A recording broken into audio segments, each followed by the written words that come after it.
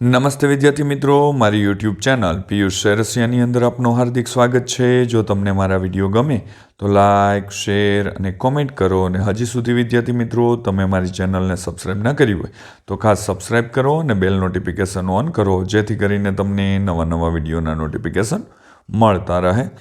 તો ચાલો વિદ્યાર્થી મિત્રો, ધોરણ 5 હિન્દી જે નવી સ્વાધ્યાયન પોથી આવેલી છે તેની અંદર એકમ છે 13મું સ્વચ્છતા। વિદ્યાર્થી મિત્રો, બીજી માહિતી આપી દઉં, આ માત્ર તમારી સમજ માટે છે, નહીં કે ઉતારો કરવા કે કોપી કરવા। જ્યાં તમને મુશ્કેલી પડે ત્યાં જ તમારે મારા વિડીયોનો ઉપયોગ કરવાનો છે, અથવા તમે લખેલું હોય તે તપાસવા માટે મારા વિડીયોનો ઉપયોગ કરજો। તેમજ દરેક વિષયના દરેક એકમના વિડીયો મેળવવા માટે નીચે ડિસ્ક્રિપ્શનની અંદર પ્લેલિસ્ટ લિંકો આપેલી છે, તેના ઉપરથી તમે દરેક વિષયના દરેક એકમના વિડીયો મેળવી શકશો। તો ચાલો જોઈએ 13મું એકમ સ્વચ્છતા। विद्यार्थी मित्रों, अहींया प्रश्न पहलो है कि भाई सही विकल्प चुनकर खरानी निशानी कीजिए। तो तेमा पेलू है रोग किस कारण फैलते हैं, तो तेमा गंदगी से आवशे। बीजू है हमें कूड़ा कहाँ डालना चाहिए, तो कूड़ेदान में। तीजू है बच्चों द्वारा किसके मोहल्ले की सफाई की गई, तो अजय के। और चौथू है नालियों में पानी क्यों रुका हुआ है, तो के कूड़े के कारण। त्यार पछी आगळनुं छे आपणे जोईए विद्यार्थी मित्रों, 5 नंबर आवे छे। तो तेमां छे गंदगी किसकी जड़ है, तो रोगों की जड़ है। एमां आवशे विद्यार्थी मित्रों। आगळ जोईए प्रश्न नंबर 2 એટલે કે 1 ब। प्रश्न 1 ब, तो निम्नलिखित वाक्यों कौन कहते हैं, लिखिए। तो अहींया विद्यार्थी मित्रों जे आ वाक्य है ते कोण बोले छे। पहलू है बेटा नगरपालिका की गाड़ी आया करती है, तो अजय की माताजी बोल रही है। बीजू है अजय तुम्हारे मोहल्ले में इतनी गंदगी क्यों है, तो के मोहन बोल रहा है। तीजू है हम लोग स्वयं ही अपने मोहल्ले को स्वच्छ रखेंगे, तो एक व्यक्ति बोल रहा है। चौथू है तुम ठीक करते हो, गंदगी बहुत से रोगों की जड़ है, तो अध्यापक आवशे। અને પાંચમું છે ઘર કા કૂડા કૂડેદાન में ही डाले, तो अध्यापक आवशे विद्यार्थी मित्रों। ત્યાર પછી આગળનો પ્રશ્ન આવે છે 1 क, सही व्यवहार के कारण। प्रश्न 1 क, सही व्यवहार के आगे खानाમાં और गलत व्यवहार के ખાનામાં નિશાની કરવાની છે, ખરા અને ખોટાની નિશાની કરવાની છે। तो अहींया पहलू है कि भावेश कूड़ा कूड़ेदान में नहीं डालता, तो खोटू आवशे। बीजू है आसमीन खाने से पहले हाथ धोती है, तो खरू। तीजू है प्रीति नियमित ब्रश करती है, तो खरू। चौथू है परेश मैदान में इधर उधर थूकता है, तो खोटू आवशे। पांचमू सागर स्वच्छ होकर नियमित पाठशाला जाता है, तो खरू आवशे। त्यार पछी विद्यार्थी मित्रों प्रश्न 2, निम्नलिखित प्रश्नों के उत्तर लिखिए। तो पहलू है, पहलो प्रश्न जोईए विद्यार्थी मित्रों, आपणे पण तमे लखेला ज हशे, चेक करी लेजो। मोहल्ले में गंदगी क्यों थी, तो लोग कूड़ेदान में कूड़ा न डालकर सड़क पर ही डाल देते थे और सफाई की चिंता नहीं करते थे, इसलिए गंदगी थी। बीजू है मोहन के ऊपर क्या गिरा, तो मोहन के ऊपर केले का एक छिलका गिरा। त्यार पछी तीजो प्रश्न बदबू कहाँ से आ रही थी, तो नालियों में कूड़े के कारण पानी रुका हुआ है, उसी पानी से बदबू आ रही थी। आगळनो प्रश्न विद्यार्थी मित्रों, रोग क्यों होते हैं, तो गंदगी से रोग फैलते हैं। पांचमो सभी बच्चे अजय के मोहल्ले में क्यों गए, तो जवाब है सभी बच्चे अजय के मोहल्ले में सफाई का काम करने गए थे।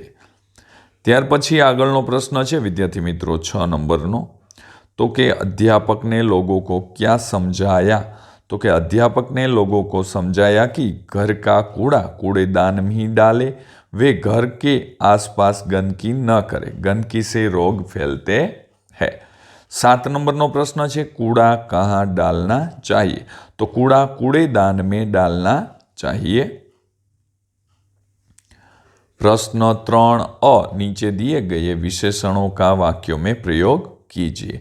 तो अच्छा तो विपुल अच्छा लड़का है। बीजू कोमल तो बगीचे में कोमल घास है। त्रीजू बड़ा तो राजू का घर बड़ा है। चौथू लाल तो सुरेखा ने लाल साड़ी पहनी है। ત્યાર પછી વિદ્યાર્થી મિત્રો प्रश्न 3 निम्नलिखित वाक्यों की क्रिया को रेखांकित करते वाक्य के सामने लिखिए। तो पहला में खाता है, बीजा में पीता है, तीजा में खेलता है, चौथा में सुनता है ने પાંચમા में देखता है। आवशे क्रियाओ थाय छे विद्यार्थी मित्रों। ત્યાર પછી प्रश्न 4 दिए गए चित्र का वर्णन लिखिए। तो अहींया एक दिवाळीना चित्रनुं वर्णन करवानुं छे विद्यार्थी मित्रों। तो आ जग्यामां लखवानुं छे ते पण आपणे जोईए नीचे।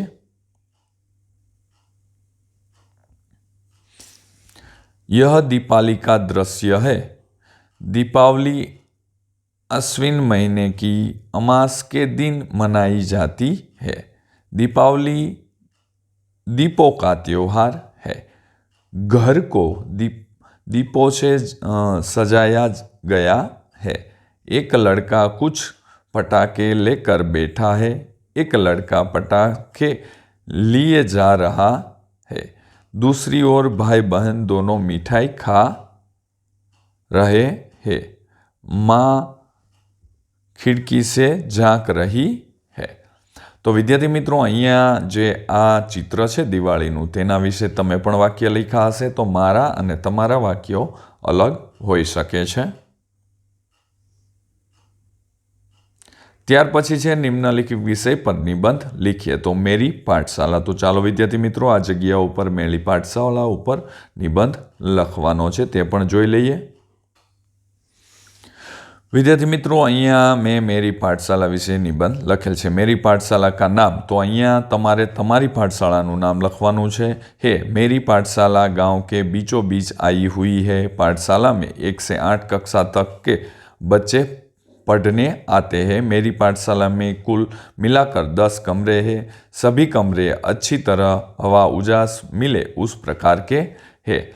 ત્યાર પછી આગળ છે કે मेरी पाठशाला में एक बड़ा खेलने का मैदान है जहाँ पर हमारे शिक्षक सभी बच्चों को खेलने देते हैं। हमारी पाठशाला में एक पुस्तकालय है जिससे कई सारी पुस्तकें हैं। ત્યાર પછી છે हमारी पाठशाला की शुरुआत प्रार्थना से होती है। सभी शिक्षक अच्छी तरह बच्चों को पढ़ाते हैं। पाठशाला में मैदान में कई सारे पेड़ हैं।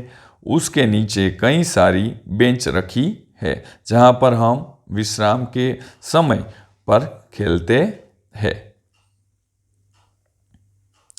ત્યાર પછી વિદ્યાર્થી મિત્રો બીજું છે मेरा दोस्त।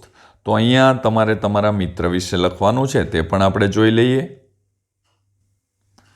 અહીંયા છે વિદ્યાર્થી મિત્રો કે ભાઈ मेरे दोस्त का नाम। तो અહીંયા તમારે તમારા મિત્રનું નામ લખવાનું હોય। वो मेरे बचपन का दोस्त है। वह मेरे घर के पास में ही रहता है। हम दोनों 5वीं कक्षा में पढ़ाई करते हैं। हम दोनों एक साथ स्कूल जाते हैं। स्कूल से आने के बाद हम खेलने जाते हैं। मेरे दोस्त का घर काफ़ी बड़ा है। मैं अक्सर उसके घर पर खेलने जाता हूँ। ત્યાર પછી છે બીજો ફકરો છે વિદ્યાર્થી મિત્રો। થોડોક અહીંયા મેં મોટું લખેલું છે। स्कूल जाते हैं। स्कूल से आने के बाद हम खेलने जाते हैं। मेरे दोस्त का घर काफ़ी बड़ा है। मैं अक्सर उसके घर पर खेलने जाता हूँ। मेरे दोस्त बहुत ही अच्छा है। वह मुझे पढ़ाई में भी मदद करता है। कभी कोई दाखिला मुझे नहीं आता हो वह मुझे सिखा देता है। मेरा दोस्त पढ़ने में काफ़ी तेज़ है। वह हमारी कक्षा में पहले नंबर पर आता है। इस प्रकार मेरे दोस्त बहुत अच्छा है।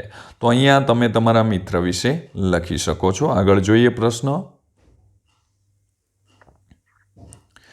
इतना जानिए अंगों के काम। कान से गाना सुनते हैं, आँख से फिल्म देखते हैं, नाक से फूल सूंघते हैं, हाथों से बल्ला घुमाते हैं, पैर से चलते हैं, दांतों से खाना चबाते हैं और मुंह से गाना गाते हैं।